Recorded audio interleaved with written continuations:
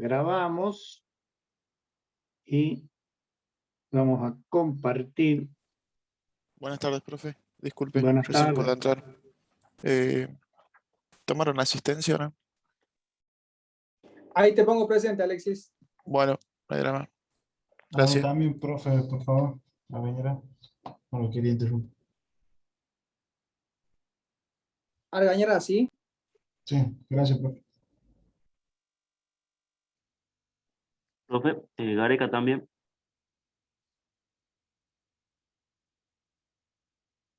Perfecto, no hay problema, ya están con el presente.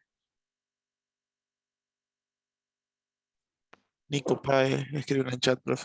Está presente. Ah, es por el chat también, sí, señor, ahí lo vi. Gracias. Profe, disculpa, Ríos también.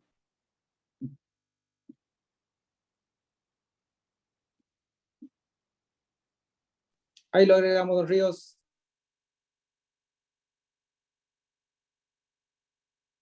¿Vamos hasta ahí o hay algún otro?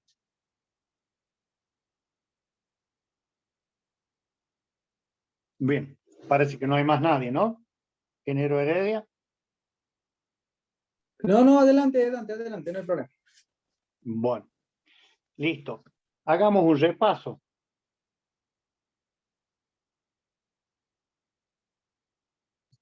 Del tema turbinas.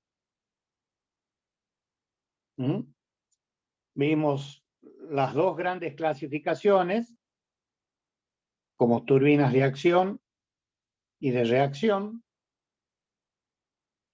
Y dentro de la de acción vimos la Pelton. Y habíamos dicho que íbamos a ver la de reacción ahora. Acá teníamos la Francis, que habíamos dicho que era el 50% de acción y el 50% de reacción, y la que sí era 100% reacción era la Kaplan. La turbina 100% de reacción. En base a eso habíamos hecho, vamos a volver al tema, la discriminación de por qué definíamos de acción y reacción, pero en líneas generales obedecía a que en la turbina de acción, recuerden, el chorro del fluido que impactaba en una cuchara, nos producía un impulso, una variación de la cantidad de movimiento, por lo tanto una fuerza, y esa fuerza, por ejemplo, si acá la podemos poner así, con respecto al eje de giro de la máquina, nos producía un momento. Ese momento, por la velocidad angular, nos daba una potencia. Entonces, ese era el hecho en sí, a modo de resumen, de lo que ocurría en la turbina Pelton. Y cómo se producía esa variación, este delta B o variación de la cantidad de movimiento. Y bueno, eso lo habíamos analizado a través de lo que era el triángulo de entrada y el triángulo de salida. En primer lugar, habíamos dicho de que la turbina de acción o turbina Pelton era una turbina tangencial. ¿Por qué? Porque la velocidad de entrada y la de salida era la misma. El diámetro de 1 es igual al diámetro de sub 2 y es igual a un diámetro D, ¿no?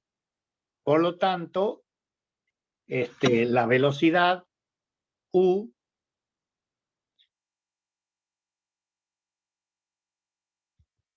era igual a pi por D por N sobre 60. Entonces, al no poner subíndice de sub 1 o de sub 2, U sub 1 es igual a U sub 2 y era igual a U. Y bueno, idealmente, ¿cómo era ese triángulo? Bueno, la velocidad C siempre, recordemos, pasa lo mismo que cuando vimos bomba, es la velocidad absoluta La velocidad U, ya lo acabamos de ver, la tangencial o velocidad periférica, es lo mismo. Y W es 1, la velocidad relativa. ¿Por qué? Porque el líquido entra con una velocidad absoluta, pero recuerden que cuando llegue, se está moviendo con una velocidad tangencial U. Por lo tanto, la velocidad con la que llegue el líquido es la diferencia, o sea, W sub 1 es la diferencia entre la tangencial de giro y C sub 1. Entonces, a partir de ahí se obtenía el valor de la velocidad. Perdón, esto está mal. Estoy haciendo mal. Esperen un minutito, no copien. Vamos a borrar. Vamos a hacer bien acá. C sub 1, para que quede bien en claro. C sub 1 es igual a U menos, más, perdón, W sub 1, por lo que W sub 1 es igual a C sub 1 menos U. Ahora sí. Recuerden que esto, estamos poniendo el módulo, pero es suma vectorial. Y Dante, decíamos que, perdón. sí, Perdón. Un segundito, ahí. Para los alumnos, ya que estamos con el triángulo de entrada, ¿está bien decir que la U es menor que la C sub 1 o en definitiva al revés, C sub 1 tiene que ser mayor que U? ¿Está bien eso? ¿O será al revés, que la U tendría que ser mayor que la C sub 1? ¿Qué les parece?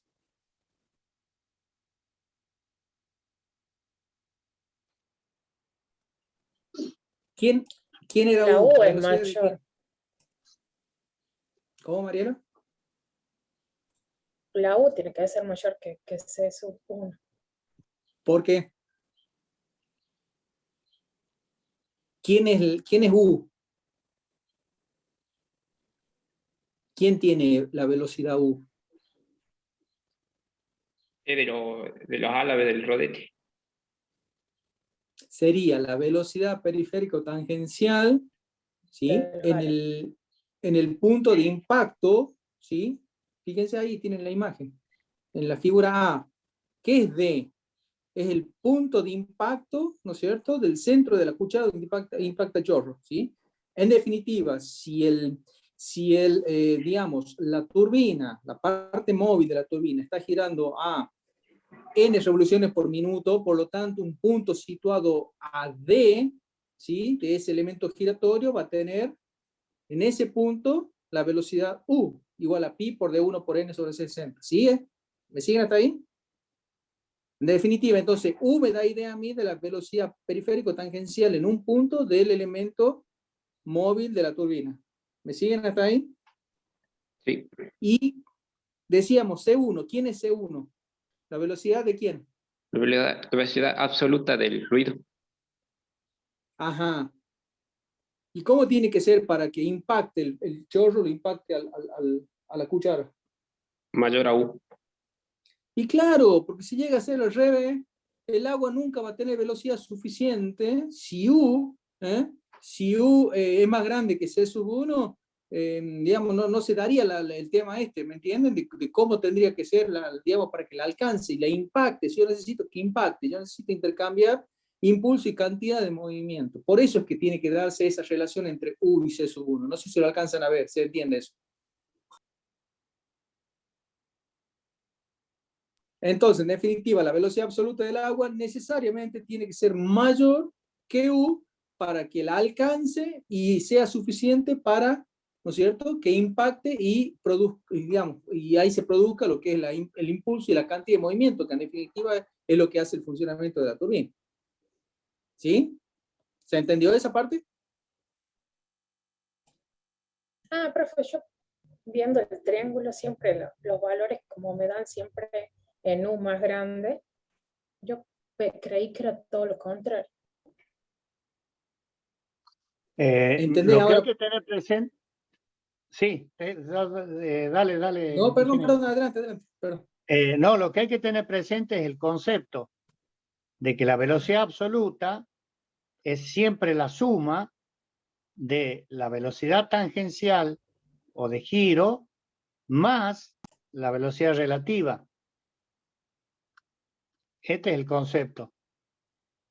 Cualquier, no tan solo para la mecánica de los fluidos, sino para la mecánica clásica, también siempre sale de considerar, a ver, esperen un minutito, ya que lo tocamos al tema,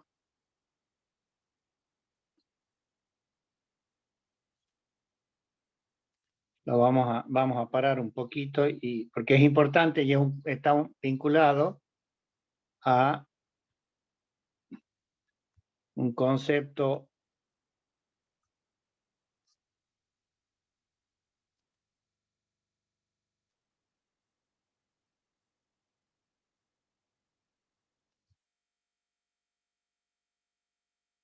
si este es nuestro sistema fijo o inercial,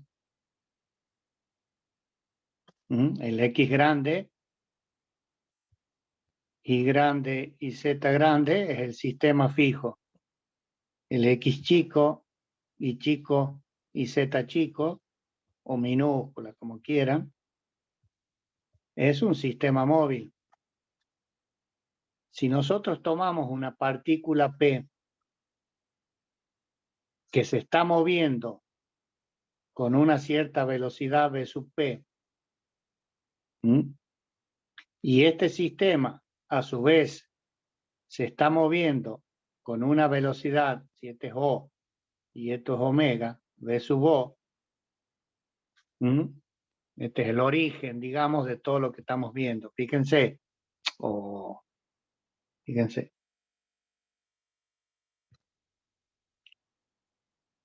Estos son los vectores posición. Ese es V sub P. Esto es V sub O. Y esto es V sub P relativo. V sub P vectorial es la suma de V sub O, la velocidad con la que se está moviendo el eje, más la velocidad con la que se mueve el punto P respecto al sistema móvil, que es lo que le llamamos velocidad relativa. Entonces, fíjense vectorialmente, acá está, V sub P, este vector, es la suma de este, V sub O, más este otro chiquitito, V sub R. Siempre la velocidad absoluta va a ser la suma de la velocidad con la que se mueve el sistema más la velocidad del punto. En este caso, el sistema nuestro, el X chico y chico, por así decirlo, está acá, que en vez de estarse trasladando, está rotando, y la partícula del fluido se mueve junto con la cuchara.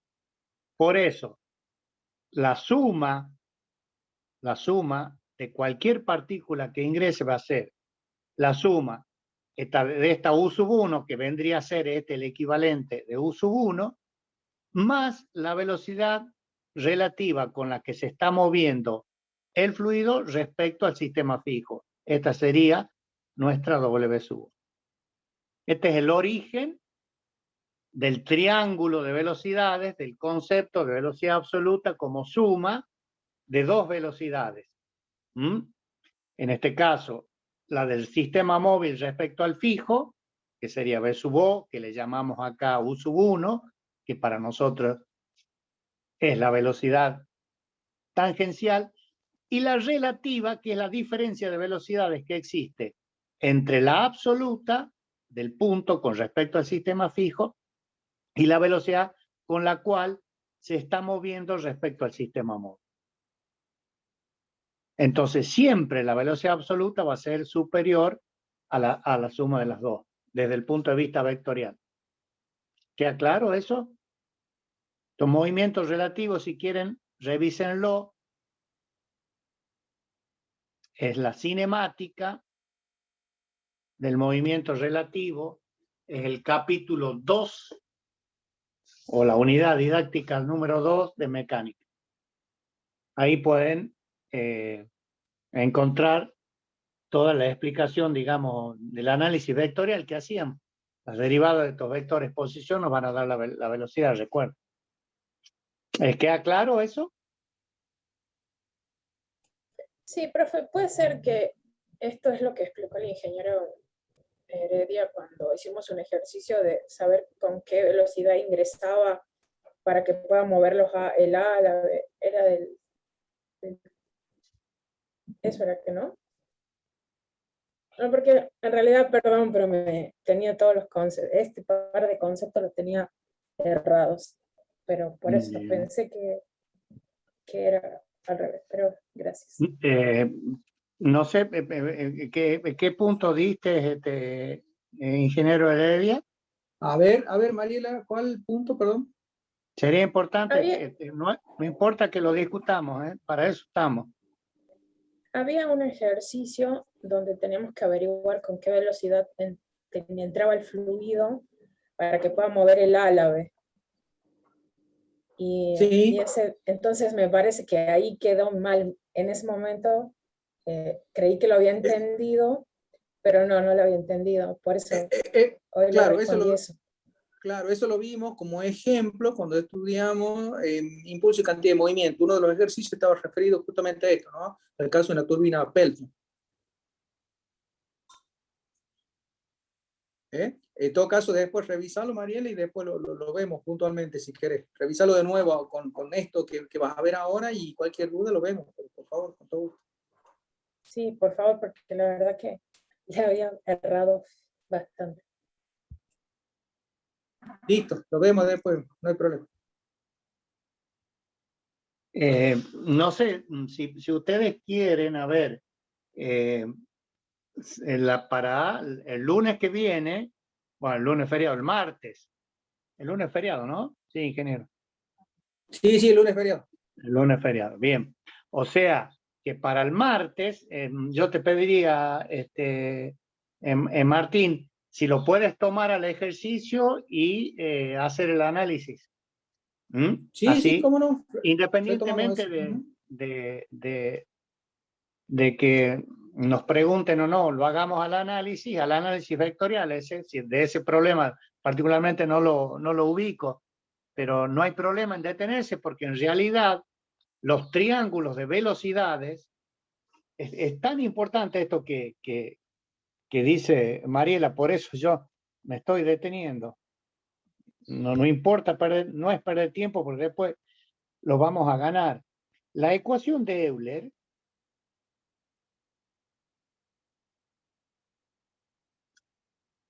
es la que gobierna a las turbomáquinas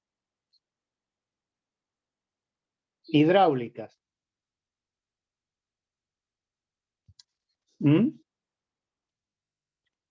Y la ecuación de Euler es dinámica pura.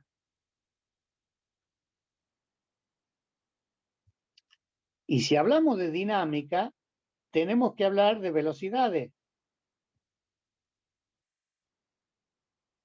Y si hablamos de velocidades, tenemos que hablar de cómo son a la entrada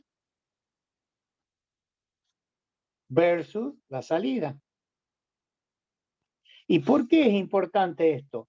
Porque nosotros, ya sean en bombas o en turbinas, lo que queremos hacer es entregar o ceder energía del fluido. ¿Y eso cómo lo hacemos? Con la ecuación de la cantidad de movimiento. Rho, Q y delta B. Acá está el aspecto dinámico. Entonces, si no se entiende o queda algo que no está claro en estos triángulos de velocidades, al entrar o la salida, reitero, fíjense, ecuación de Euler, turbomáquina, involucra a bombas y a turbinas, ¿no? No estoy haciendo ningún tipo de diferenciación. Entonces, si no entendemos bien la dinámica del fluido adentro, si al hablar de dinámica, lo que yo les estoy diciendo es que si nosotros fuéramos arriba de una partícula, vamos viendo la trayectoria que va haciendo entre que entra y sale. Porque ahí se pone de manifiesto el delta B. Entonces, no hay problema en que nos detengamos y lo veamos. Porque sin esto no va a haber fuerza. Si no hay fuerza, no va a haber momentos. Si no hay momentos, no hay giro. Si no hay giro, no hay potencia. Si no hay potencia, no aprovechamos ni tampoco cedemos. Sean máquinas motoras, como las turbinas, o generadoras, como las bombas. ¿Queda claro esto? Sí, profe, Volver el un tema poco. mío era que usted ya estaba con potencia, y cuando usted hablaba, yo decía, wow, o sea, no me coordinaba digamos, los conceptos, y claro, ahora me estoy dando cuenta que vengo arrastrando un error desde antes. Por eso me gustaría que volvamos a una clase porque si Bueno. no, ya arranco mal, digamos, entonces, bueno. Está bien. Entonces lo vamos a retomar con lo visto ahora. Lo tomemos a ese problema, ingeniero Heredia, 5 minutos, 10 minutos la clase que viene, no hay problema. ¿Puede ser? Sí, sí, lo Y tengo lo, ya identificado. y lo acá, veamos ahí numéricamente para que se den cuenta. Sí, No vamos a perfecto. hacer el problema, una explicación, y con datos numéricos vamos a poder corroborar esto que estamos hablando. Sí, cómo no, no hay Bien. problema. Entonces, sigamos con nuestro tema. Habíamos dicho de que las turbinas de reacción presentaban la diferencia respecto de las de acción en que el fluido impactaba directamente sobre la cuchara y se generaba una variación o una fuerza, en definitiva por ese ángulo, como dice acá, de desviación del chorro, nos generaba esa fuerza que se transformaba luego, con respecto al eje de la máquina, en un momento. Ese momento, por la velocidad tangencial de giro, nos estaba dando a nosotros la potencia. Si lo analizábamos en la realidad, ¿qué es lo que ocurría? Habíamos visto esta filmina, fíjense, acá está en verde la velocidad V1, que nosotros le llamamos C1, o velocidad absoluta de giro, como la suma de U1, que para nosotros, reitero, por ser turbina de acción es U, más la velocidad relativa de giro W1. Entonces C1 para nosotros es igual a U más W1, vectorial, reitero.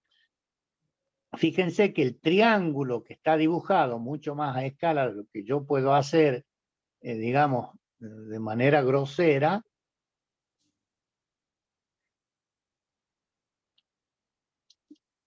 está muy aplanado, muy aplanado, y el ángulo orilla, como lo veríamos acá, ¿no es cierto? Alrededor de los 180 grados. Entonces, a ver cuál era. Este era el ideal, acá, y lo teníamos, digamos, con un ángulo de 180 grados. Es decir, porque está tan aplanado el triángulo que directamente la velocidad C1 nos da como la suma de U y W1. Pero en la realidad sabemos que no ocurre eso, sino esto que estamos viendo acá. Fíjense acá el ángulo entre U1 y W1 es próximo a los 180 grados. Y cuando sale pasa lo mismo. Es decir, a la salida ya sí se asemeja bastante más a lo que es el triángulo de salida de una bomba, puesto que la velocidad con la que sale es la velocidad relativa omega sub 2 o W sub 2, U sub 2 sigue siendo el mismo que U sub 1, por este concepto que habíamos visto de que las turbinas son tangenciales, y en sí, el triángulo de salida ideal, como figura acá, en donde vemos que sí, la velocidad C sub 2 ya está formando un cierto ángulo alfa 2 con la velocidad tangencial de giro U y beta 2, que es el ángulo entre W sub 2, lo hacemos más grande, vamos a hacerlo así.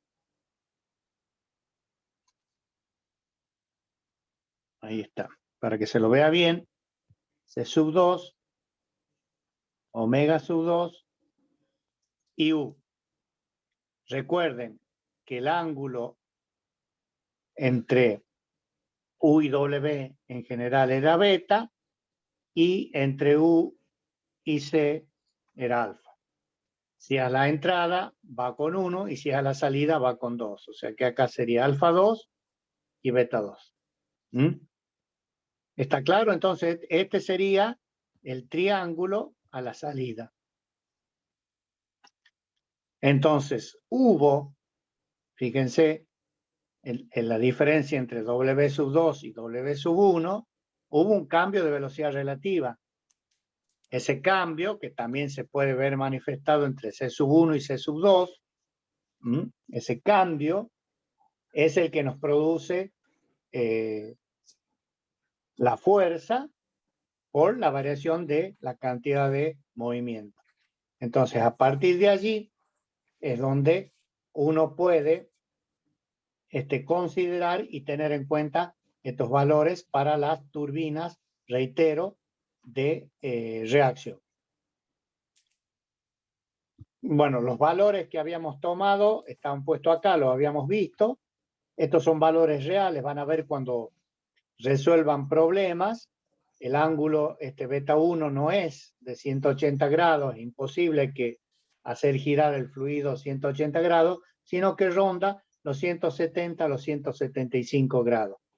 Y fíjense el ángulo beta 2, que es muy pequeño, para favorecer, digamos, para que el ángulo de salida favorezca la velocidad relativa a la salida, omega sub 2, que tiene que salir, recuerden, tangente, acá vendría la cuchara, el fluido ahí tiene que ser tangente a la salida para evitar los choques, ¿no es cierto?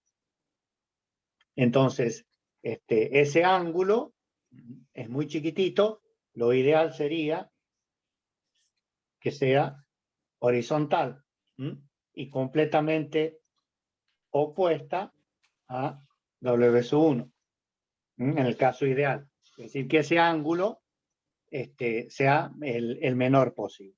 Pero reitero, por la forma que después vimos en la cuchara, es necesario ese ángulo, vamos a volver un poquito atrás acá, es necesario este ángulo, puesto que cuando el chorro abandona esta cuchara, la que viene atrás no tiene que ser interferida por el chorro. Por lo tanto, debe abandonar primero esta cuchara sin frenar la cuchara que viene atrás.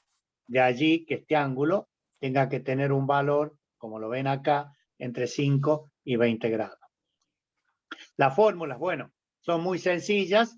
En primer lugar, es una máquina tangencial, o sea, que habíamos dicho, por esto que les dijo el ingeniero Heredia recién, hay una sola U, porque hay un solo diámetro, que es a donde impacta el chorro.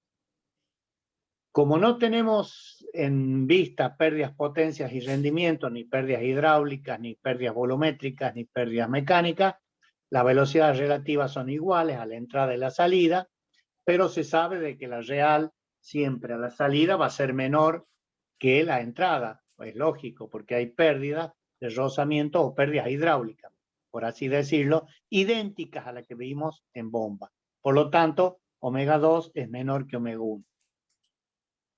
La velocidad ideal de entrada, esa la sacábamos por la fórmula de energía, es la raíz cuadrada de 2G por H.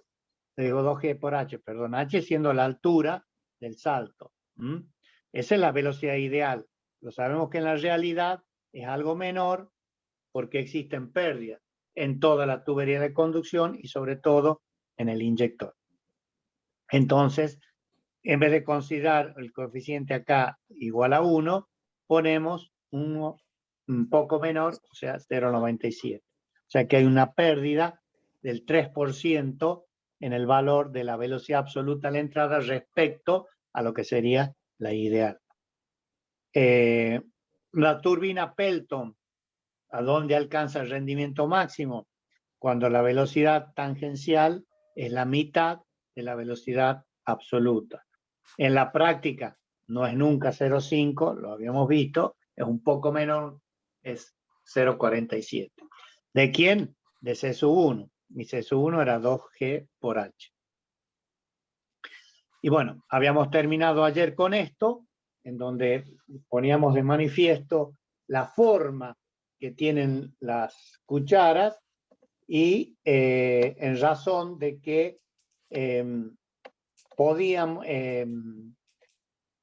surgir algún tipo de inconveniente en la interpretación de los dibujos, pero acá se ve bien claro cómo está dividida en dos partes iguales la cuchara, cómo tienen estas dos muescas, las cucharas se las puede ver bien acá, fíjense, y esto es para que cuando el chorro deje de impactar en esta cuchara, ya antes de terminar de impactar en esta cuchara, ya parte del chorro está impactando en la que viene. Entonces, el funcionamiento de la turbina es, de alguna manera, constante y no varía el número de vueltas, porque si no, andaría como a los saltos, ¿no? Si el chorro primero impacta en esta, luego que pasa el chorro, viene la segunda cuchara, entonces el número de vueltas no sería constante, y recuerden que el número de vueltas está asociado directamente para nosotros a la frecuencia de la corriente eléctrica. Es decir, cuando la acoplamos a un generador, como es en esta turbina que tiene, en este caso, acoplado un generador acá, el movimiento tiene que ser constante, el número de vueltas tiene que ser constante, independientemente de la carga, independientemente de la carga que está soportando el generador o la cantidad, digamos, de potencia que está generando. Reitero, siempre tiene que ser constante el número de vueltas y eso se conseguía regulando la potencia del chorro a través de las agujas del inyector. Bien, este sería, digamos, un rápido repaso que hicimos respecto a las turbinas de acción. Las turbinas de reacción trabajan de una manera distinta. Vamos a ver si podemos ver un poquitito, porque ya va a ser la hora, ver cómo funcionan las turbinas de reacción. Si vamos a hablar de turbina de reacción, tenemos que ubicarnos en el gráfico que está acá a la derecha. Es decir, la transformación de energía de presión en energía de velocidad y bajar de una presión superior a la P ambiente hasta la P ambiente, como es la turbina de acción, en la de reacción no se manifiesta. ¿Qué es lo que pasa? Si esta línea que estoy marcando es, digamos, de manera idéntica en la turbina de acción que en la de reacción. ¿Por qué? Porque la tubería forzada, en ambos casos, cumple idéntica misión. Nada más que cuando entra este elemento que en la turbina de reacción le hemos llamado distribuidor, esta parte de esta energía de presión se transforma en energía de velocidad. ¿Y cómo lo vemos? Como una caída de presión a lo largo del distribuidor. Entonces, vemos que ingresamos con esta energía de presión a la entrada del distribuidor. Si este es el punto cero y a este le llamamos cero prima, acá estaría cero y acá estaría cero prima. O sea que Este valor o este segmento es la presión a la salida del distribuidor, que es mayor, les recuerdo, a la presión ambiente. Si todavía posee energía de presión. ¿A dónde se produce verdaderamente el intercambio energético? Es lo que es el rodete. Y fíjense que saltamos de esta presión P sub 0' a este valor, que estoy marcando yo, con respecto a la atmosférica, que sería P sub 2. ¿Por qué? Porque está en la sección AK2, a la salida del rodete, y obviamente es menor a la presión ambiente. Esto lo habíamos hablado y hemos dicho de que la característica de las turbinas de reacción eran que en el rodete reinaba una presión menor a la presión atmosférica, de allí que en las salas de máquina la turbina, ¿no es cierto?, está por debajo del nivel del piso de la sala, sería así, y únicamente nosotros, si tenemos el eje acá de la turbina, acá tenemos acoplado el generador.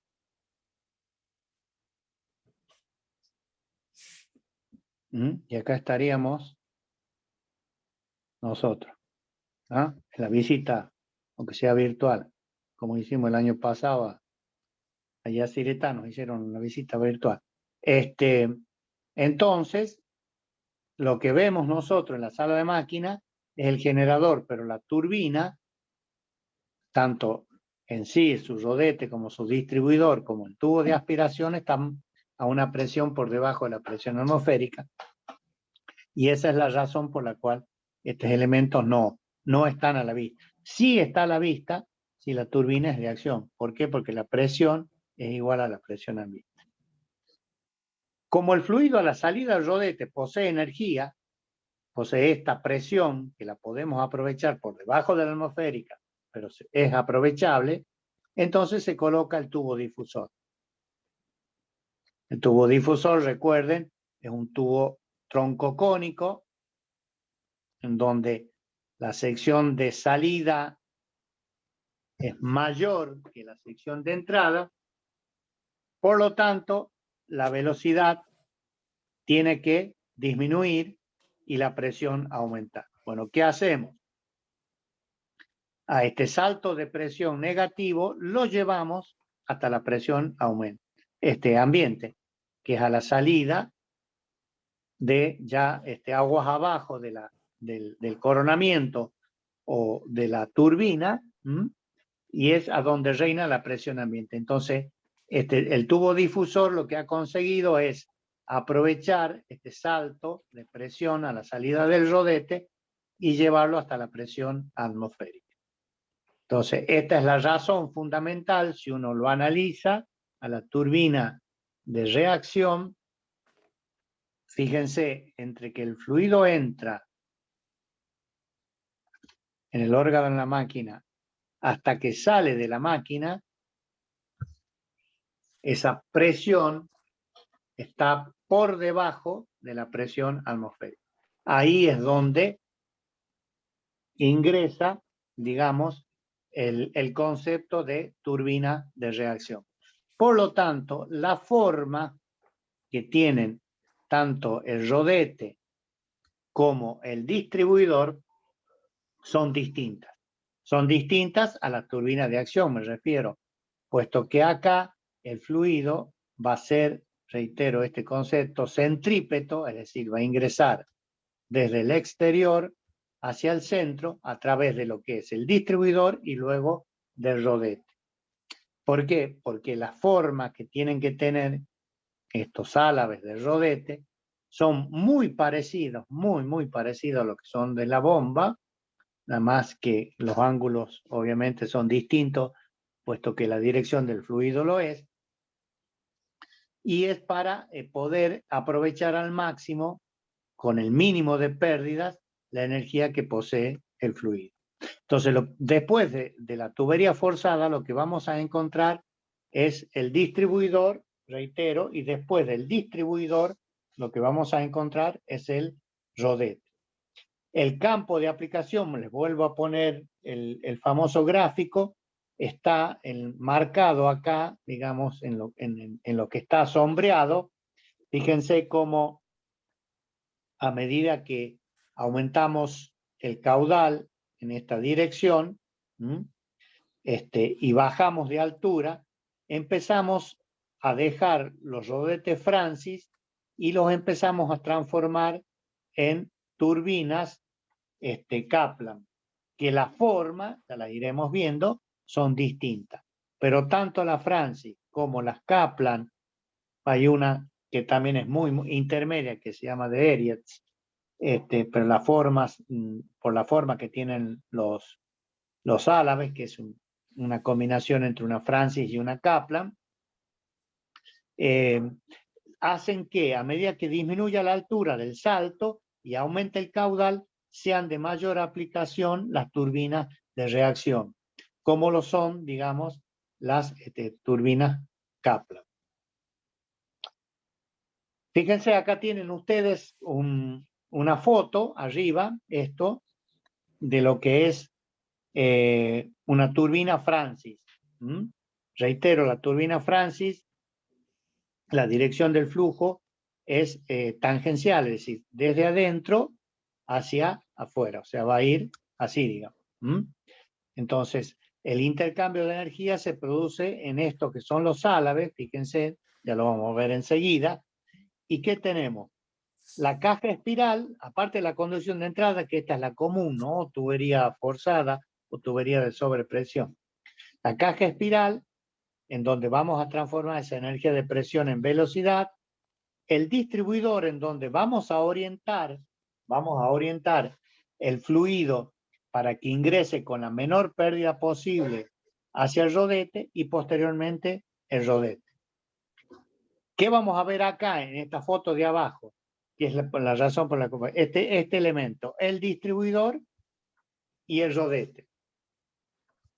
El distribuidor está formado acá en este caso por estos álabes, fíjense, son exactamente iguales a los del álabe de una bomba, y el fluido va a ingresar así. Perdón, este está mal dibujado.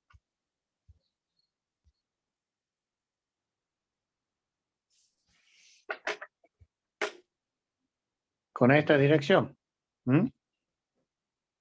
Y va a salir así. Con esta dirección. Fíjense como el flujo es centrípeto. ¿Qué es el distribuidor? Son estos pequeños rodetes, álabes, que orientan el fluido y a su vez transforman energía de presión en velocidad. ¿Y cómo lo sabemos a eso? Y bueno, miren la entrada del fluido y miren la salida. Evidentemente la sección de entrada es mayor que la de salida y entonces el fluido lo que hace es acelerarse, pierde presión y gana velocidad.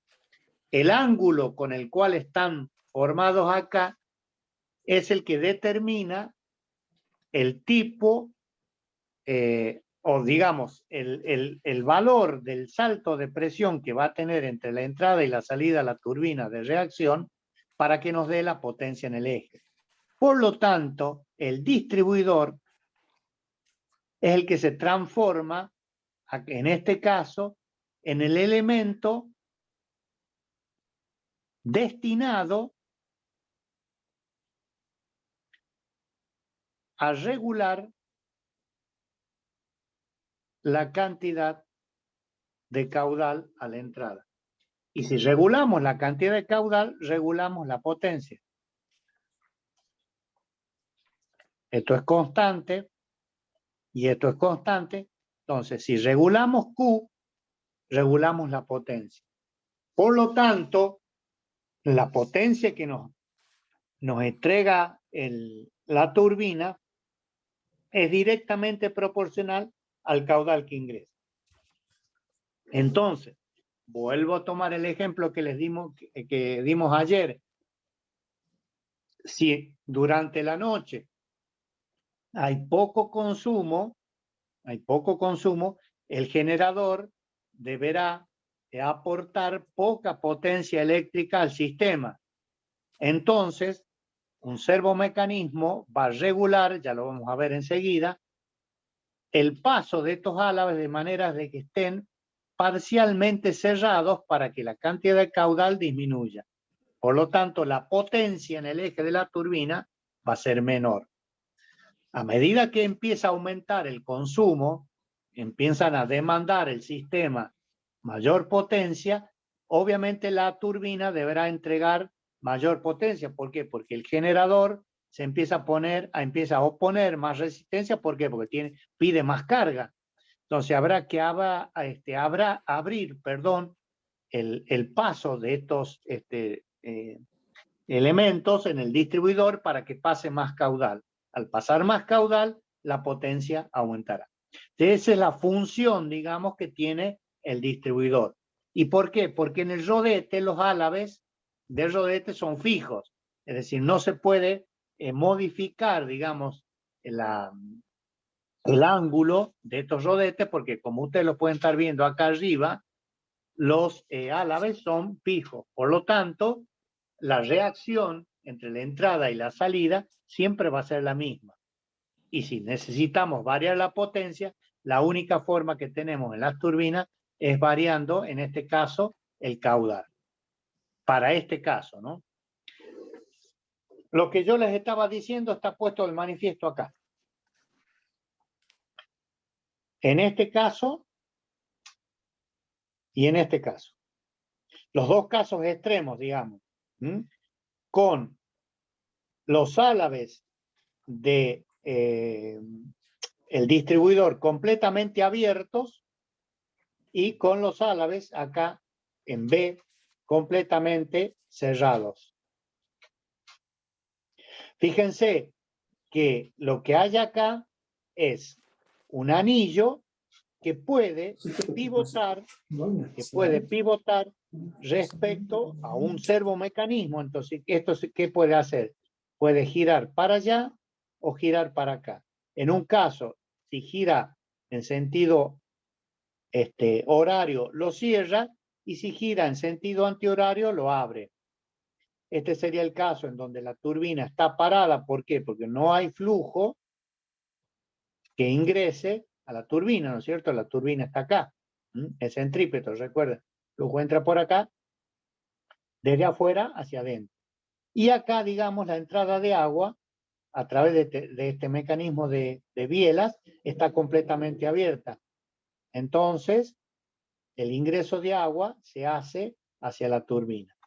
Bueno, la apertura o el grado de apertura entre A y B, es decir, entre completamente abierto y completamente cerrado, va a depender de la demanda que nos esté dando el generador. ¿Por qué? Porque estos álabes, acá están, fíjense, son fijos. Entonces, no se puede modificar, por lo tanto, la potencia que nos entrega la turbina es única. Únicamente vamos a poder regular, reitero, por el caudal.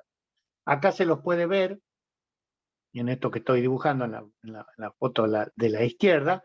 Fíjense, este es el mecanismo que es accionado por un servomotor, que obviamente, acá está la bieleta, fíjense, y es accionada por un servomotor que obviamente está censando el servomotor, que dice qué grado de apertura van a tener lo que son las coronas directrices o las palas directrices en función de la demanda del generador. Esto es lo que en definitiva nos está dando el grado de apertura. Entonces, no es que hay una persona permanentemente controlando cuál es la demanda del generador. Esto hoy por hoy se hace de una manera electrónica. A medida que se requiere más potencia, obviamente el servomotor abrirá las palas directrices para que ingrese más agua y se consiga la potencia deseada. Bueno, acá tienen el mismo dibujo, el mismo dibujo, este está puesto en en el libro, ¿no es cierto? En donde tienen a través de una biela, este es el anillo, el que está dibujado acá, el anillo del distribuidor, en donde a través de servomecanismos, que son brazos de accionamiento, uno los puede hacer girar en un sentido o en otro sentido. Acá están completamente cerrados, por lo tanto la turbina, digamos, está detenido, y acá están completamente abiertos, por lo tanto permiten el ingreso de fluido, ahí está, hacia la turbina, siempre desde la periferia hacia el centro. Entonces, a través de estos brazos, manejados por servomecanismo,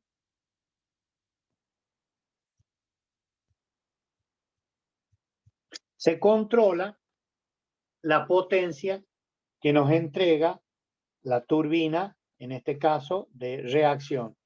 Reitero, la transformación se produce en lo que vendría a ser propiamente el rodete, que por lo que vimos en la gráfica anteriormente, la presión cae allí por debajo de lo que es la presión atmosférica, ¿no? ¿Se acuerdan de eso? Entonces, a partir de allí, se produce ese salto o esa variación en la cantidad de movimiento, porque hay una variación en los vectores velocidad, y se produce la fuerza, digamos, que con respecto al eje nos va a producir un momento. Obviamente acá ya tenemos, con esto termino, nos va a quedar ver el triángulo de velocidades y ver bien los análisis para la próxima clase, pero fíjense que respecto al centro, existe un radio R1 y un radio R2, o un diámetro de 1 y un diámetro de 2. En la bomba, el líquido ingresaba, vamos a dibujarlo acá, ingresaba por acá y salía por acá. En la turbina, vamos a hacer todo lo contrario, si en la bomba era 1 y 2. En la turbina es 1 y 2. Entonces, para que se vayan familiarizando con los triángulos, ahí están, voy a borrar lo que yo he dibujado para que les quede claro, porque la clase está siendo grabada. Ahí tienen ustedes, digamos, el triángulo a la entrada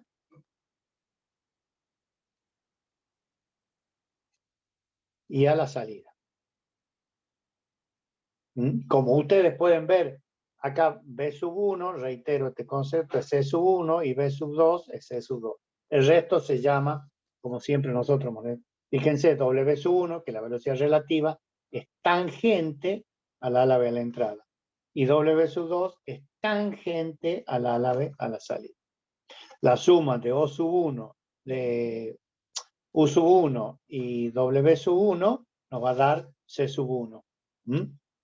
Y la suma de U2 y W2 nos va a dar C2. Siempre el concepto C1, U1 más W1 y C2, U2 más W2. Esto lo vamos a ver más seguido, con mayor detenimiento, entonces, en la próxima clase, para que lo analicemos y lo veamos. ¿Por qué? Porque ya son las 7:05 y no hemos pasado, bueno, hemos robado un poquito a las otras materias, pero bueno, en razón de eso, por lo menos para que el tema no nos quede tan colgado. Entonces, como resumen, vimos el principio de la turbina de reacción, cómo ese intercambio de presiones se produce en el rodete, principalmente, pero el distribuidor cumple una función importante, puesto transforma parte de esa energía de presión en velocidades, y después vimos el elemento en el distribuidor encargado de controlar la potencia que nos entregan las turbinas de reacción, digamos, haciendo, como sería la Francis, con álabes que son fijos. Ya vamos a ver la diferencia que existen con la Kaplan, en donde los álabes se pueden mover y la potencia va a ser en función del ángulo de ataque que tenga ese álabe respecto a la dirección de flujo. Pero lo dejamos para las próximas clases. Entonces, no nos veríamos el lunes, nos veríamos el martes. Ingeniero Heredia, prepáreme ese problemita con números bien concisos, así lo desarrollamos al triángulo de velocidades, y evacuamos dudas respecto de eso. Y ahí luego retomamos la clase. Perfecto, con todo gusto. No sé si hay algo más. Bien, si no hay más nada, que tengan un muy buen fin de semana XXL, ¿no? No es largo, es extra largo, XXL. Así es. Jueves, viernes, sábado, domingo y lunes. A cuidarse, ¿no? A cuidarse. Pueden salir ahora a tomarse una cervecita, pero cuídense, chicos. Sigámonos cuidando porque la cosa está todavía para eso, ¿no? Bien, profe, gracias. Muy bien. Disculpe, ¿me puede poner Igualmente. presente? Antes de que Sí. termine? A ver, ¿ya ha ingresado alguien más? Sí, por favor. A ver, Brian Cortés. No, yo ya estaba Presente, presente, profe. profe. ¿Quién es, perdón? Méndez. Méndez, Federico. Listo, ahí está Federico presente. ¿Alguien Gracias. más? De nada.